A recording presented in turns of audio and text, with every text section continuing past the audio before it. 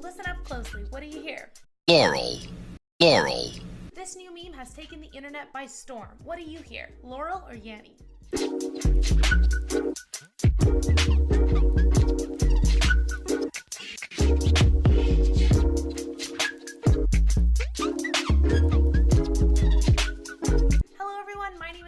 Welcome back to my channel. Today we'll be tackling the Laurel Yanny illusion. I personally hear Yanny most of the time, but I have heard Laurel once or twice. It does depend on the device I'm listening to, whether it's headphones, my phone, or my laptop. So why do some people hear Laurel and others hear Yanny? The reason for this is that the sound clip itself is ambiguous. It's like the dress illusion from a few years back. Some people saw blue and black, which was the actual color of the dress, and some people like me saw white and gold. This is because the stimulus itself is ambiguous, and your brain can solve the puzzle by interpreting it in one direction or the other. This is nothing new. We've seen illusions like this before.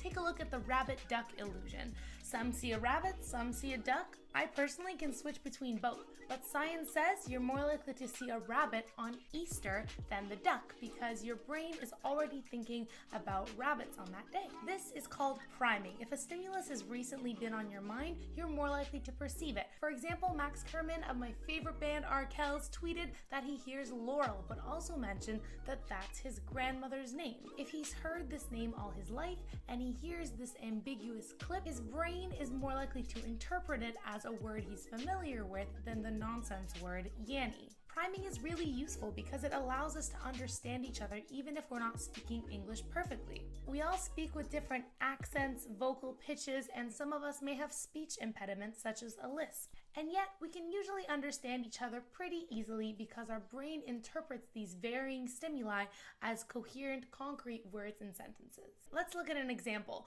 The way we pronounce the T sound, t, is different in mother or water or wet, but we still can understand each other and know which words we're talking about. In fact, linguistics tells us that there's no single sound clip that you can produce to correspond to any letter of the alphabet at all. The way we pronounce each letter is entirely based on the context of the sounds surrounding it. The key to understanding this illusion is first understanding that our brain is always interpreting ambiguity every time we hear someone speak. So when we get something like this, Laurel, which is ambiguous enough to be interpreted in one of two ways, both of which are correct, we get an auditory illusion. But what can make our brain more likely to hear one or the other? One of these factors is age. This is the one I've most frequently seen on the internet. As you get older, you will have more trouble hearing high frequencies. Here's a quick summary of how your ears work.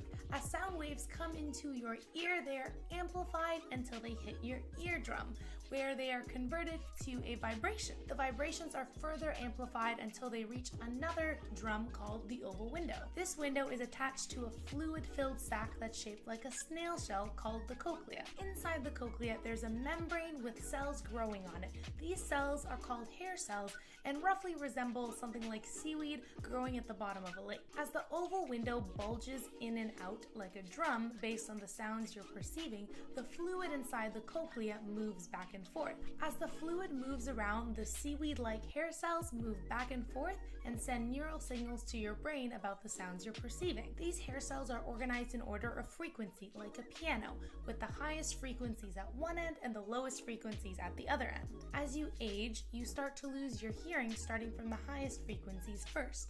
Since in the sound clip, Yanny is at a higher frequency, you're more likely to hear Laurel if you're older. It also depends on the device you're listening to and whether the higher or lower frequencies are coming out from the speaker more prominently. So who's right? The original recording said Laurel, with more sound files overlaid on top of it to create ambiguity. Both Yanny and Laurel are correct and present in the sound waves you're hearing. There's a great clip I've linked below which removes the high frequencies and then the low frequencies from the sound clip one at a time. When you remove the high frequencies, Laurel comes out clearly because it's at a lower frequency. When you remove the low frequencies, Yanny can easily be heard because it is at a higher frequency.